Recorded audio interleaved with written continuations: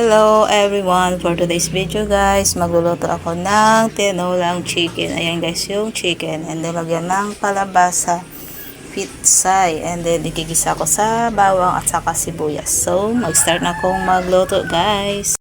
Yung aking tinolang chicken with kalabasa and pitsay. Kakalagay ko lang ng pitsay guys.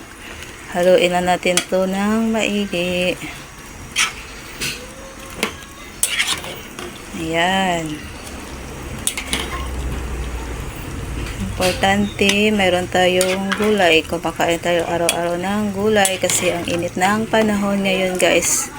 Kailangan natin kumain ng gulay. Lalo na itong kalabasa. Ayan.